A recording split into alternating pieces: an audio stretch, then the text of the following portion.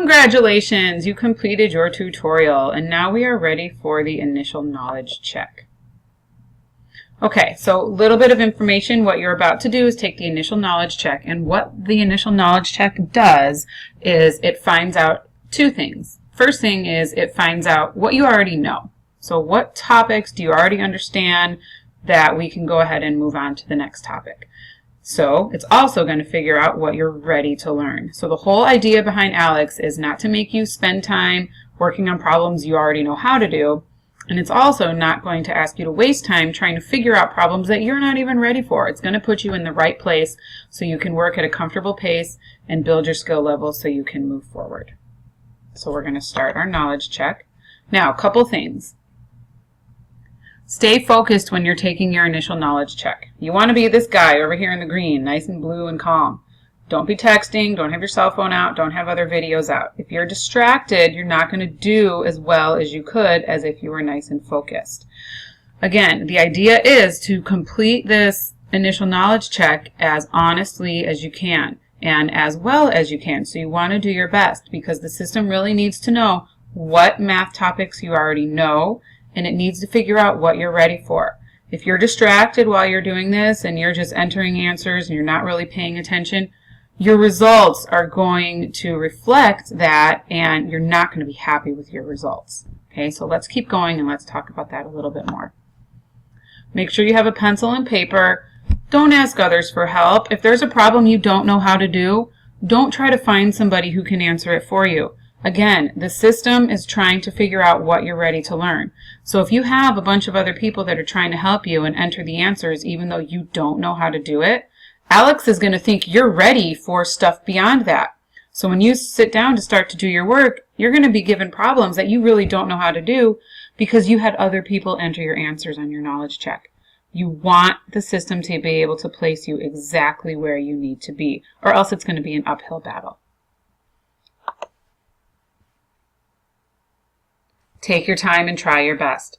So the person who tries their best, when they're done, the initial knowledge check might say, hey, you did really, really well on that initial knowledge check, so you only have 80 topics that you have to learn. This person over here, who just rushed through it and didn't really pay attention and just kept entering answers and didn't care if they were right or wrong, well, now ALEKS says, you have all 110 topics to learn because you didn't do so well on that initial knowledge check. So you want to do your best, and that way the only topics you have left to learn are really the ones that you need to work on, which is where you want to be, your personal best level. So take your time and try your best. Okay, so when you're working on a problem, sometimes this calculator icon will be there. If the calculator icon is there, you can go ahead and click on it, and that means you can use the calculator for a particular problem. If the calculator is not there, you should not be using a calculator on that problem. If there's a problem that comes up and the calculator icon is not there, and you look at it and you say, oh, I don't know how to do this without a calculator, that means that that's something you need to learn. So don't cheat and have your own calculator on the side that you're using. Okay? There is this I don't know button down here, but don't just keep pressing it because you want to rush through the assignment. Really, really, really only click on it if you have absolutely no idea. If you look at a problem and you're not sure, take some time and read it over again, and maybe something will come to you and you'll be able to figure it out.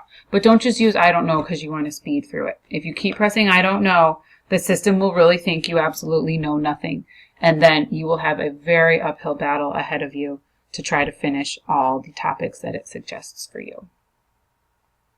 Okay, so when you're ready, you're going to start your knowledge check. And here's our first question. Okay, so I'm going to go ahead and answer this question. Remember, I do have a pencil and a paper out, and I'm not using a calculator because I don't see the calculator icon. So I will be working this out, and I'm going to put an answer of 24, and I'm going to submit. Now notice, it doesn't tell me if I got it right, it doesn't tell me if I got it wrong. So just keep that in mind. During this initial knowledge check, you're not going to know if you got it right or if you got it wrong. Don't worry, okay? What the system is doing is it's taking your answers, and based on the answers you provide, it's creating a path for you. So if you're getting things right over and over again, it's going to give you more challenging questions to see how much more you know. Okay? If it senses that there's an area that you're not as familiar with, it's going to give you other questions to say, okay, let's go down a different path and see what this person is ready for. Okay, so when you're in your initial knowledge check, it's usually about 25 to 30 questions. So I'm going to stop the video here, and then I will create a new video that shows what to do when you're done with that initial knowledge check.